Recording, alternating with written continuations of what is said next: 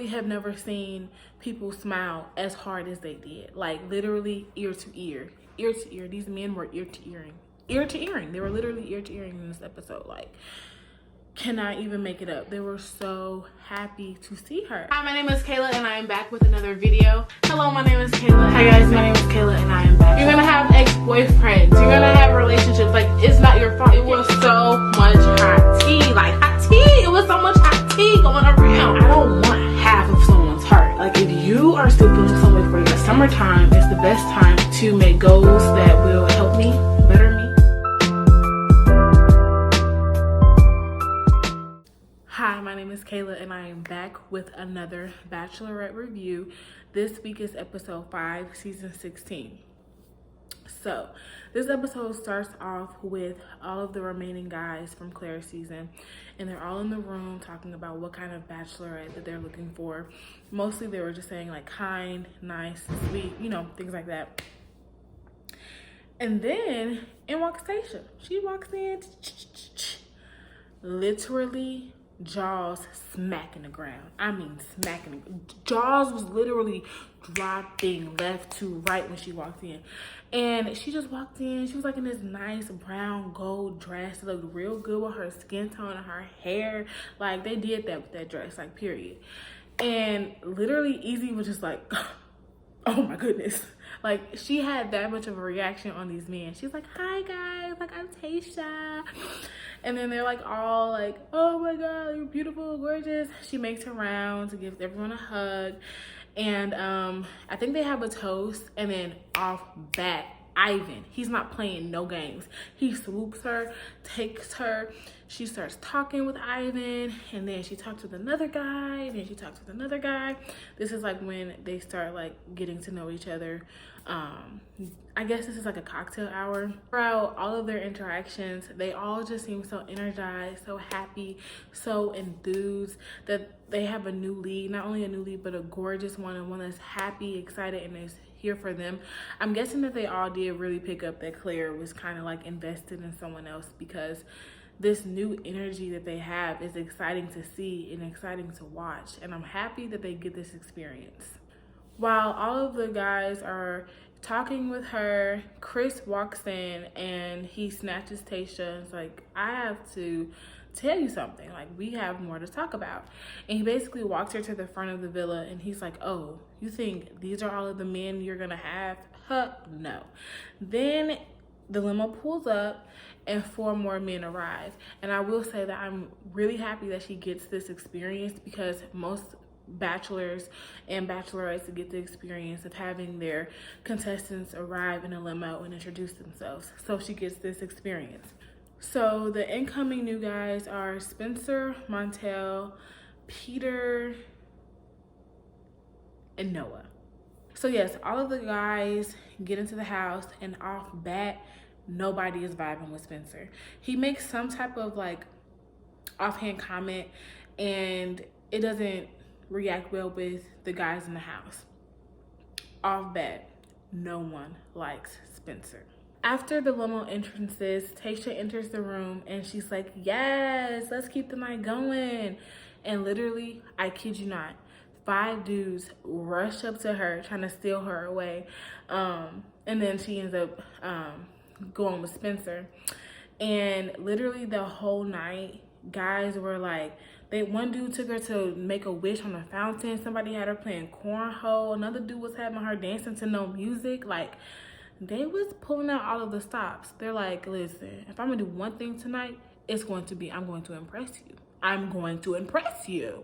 Like, they were not. Spencer ends up getting the first impression rose, and then Tayshia later cancels the rose ceremony. Then after that, the episode picks up with Clare, Dale, and Chris, and they're all talking about if Clare and Dale didn't have any communication before the show started. But what I will say is that Chris Harrison, he took me out. I don't know about y'all, but it was just so funny when Chris was introducing like Dale and Clare, and he was talking to the camera. He was like, or if this was all love at first sight. Then he turns and he was like, or or did you guys have any communication? He hit us with a pivot turn. He hit us with a pivot turn, and it was so funny. I don't know how to perfectly explain it to y'all, but it took me out. I was cracking up. I will insert a clip if I won't get copyrighted. I don't know, but I will insert a clip because he hit us with a pivot turn and he was playing no games. And one man only, Dale.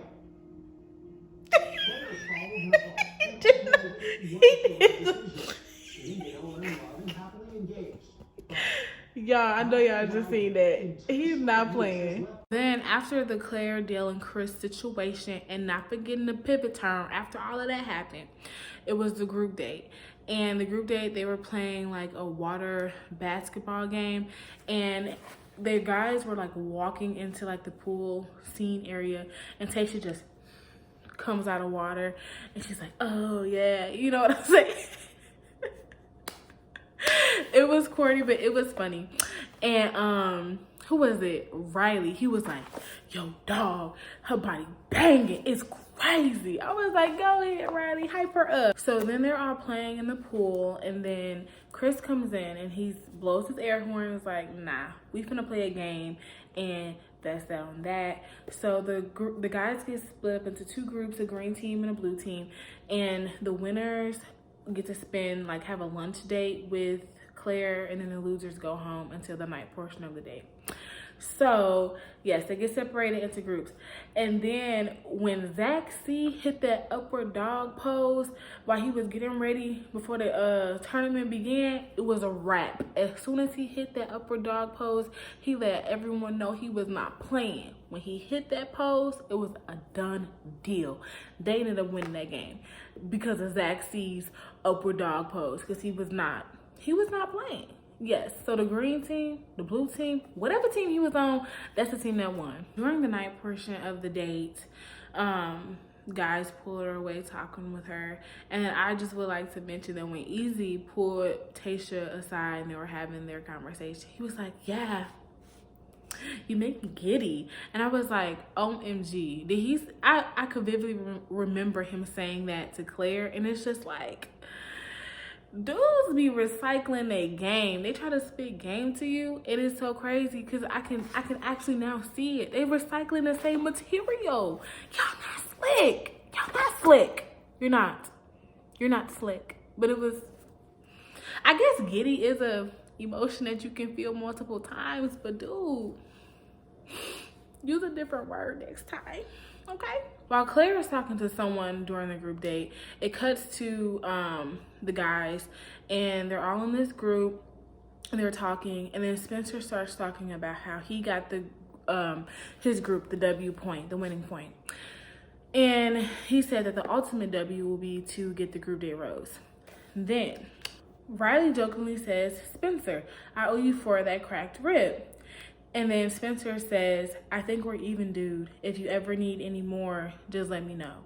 And Riley goes, literally, Riley expressions be taking me out.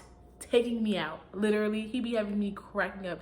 Because he's just so calm, cool, and collected. But his face will tell it all. He does not be playing with y'all. For real, he don't. And so then another dude jumps in and basically tells Spencer that he's being a dick. And Riley lets Spencer know that he don't want no smoke. And I will tell you this. As soon as Riley was talking about fried bologna sandwiches and mayonnaise, I realized in that moment that these people do not know. They don't know what Riley is on. And I'm telling you, Spencer does not want no smoke from Riley. I'm telling you, as soon as he brought up the fried bologna sandwiches, I knew that Spencer does not want no smoke from Riley. And that's that on that. This man said the fried bologna sandwiches. And if you know, you know. If you know, you know. I'm from Gary. He's from Detroit. Listen, if you know, you know. And Spencer does not know. And he does not want no smoke from Riley. He needs to calm down. The fried bologna sandwiches. Easy gets the group date rose. The group date, Jason approaches Tayshia and basically tells her that he needs to go home. He eliminated himself. He says that he still has feelings for Clare and it's not fair for him to be here on the show, taking up time from other guys and wasting her time. And the way he did it was very sweet, very gentlemanlike, and like I can tell he is a good dude. And so could Tayshia. She's like, really? Like, you really want to go? And she mentions that this is her fear, that people are still here but still has feelings for Clare. And he says, no, trust me, these 19 men in there, they're all here for you. He should have said 18, to be honest, because we all know Blake. We all know Blake Moynes still got the hots for Clare. We all know the truth. We all know the truth. We all know the truth. He should have said 18 men instead of 19, because we all know you, Blake Moynes. We all know. So then on to the one-on-one date. Brendan gets the one-on-one date and it was really cute. She showed up riding a horse, had a little hat on, and he left the group of guys, got on his horse, and they're like riding around, like talking on the horse around the villa. It was so cute. And he's talking about how he really wants to kiss her. But Chris Harrison keeps on interrupting because it's sort of like at checkpoints, Chris would be there with like a drink, and then at another checkpoint he'd be there with a coconut. And Brendan is like, yeah, like Chris, man, he in the way, like he needs to stop. I'm trying to kiss her. And then he finally gets to kiss her in the pool. Like after they was riding horses, they went to the pool, they were swimming around, they were talking, and then boom, he finally gets to kiss her. It was a cute little moment. And then towards the night part of the date, he was talking about how he's nervous to tell her that he was previously married and had a divorce. But little did he know, so did she. And so they bonded over that, talked about their experiences with marrying young and getting a divorce at a young age. And yes, it was very cute. I see him as a front runner. That was pretty much the episode. Watching this though, I did have a random thought. Do you guys think that something is wrong with the ties, or is that just like a nervous habit that people have? Because more times than not, when guys get out of the limo, they just like adjust their tie. Like, does the tie get messed up from getting out the car? Like, is that something y'all always have to like fix? Like, I don't know. It was just a random thought.